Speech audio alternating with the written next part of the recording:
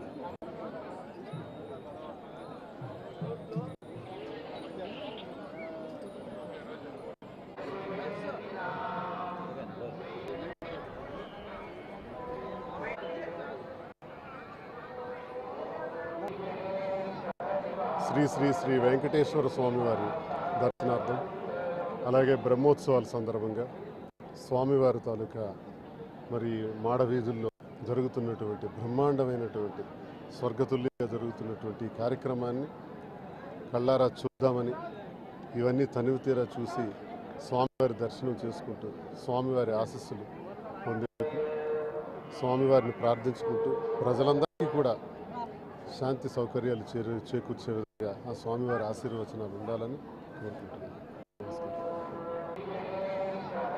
శ్రీ శ్రీ వెంకటేశ్వర స్వామివారి దర్శనార్థం అలాగే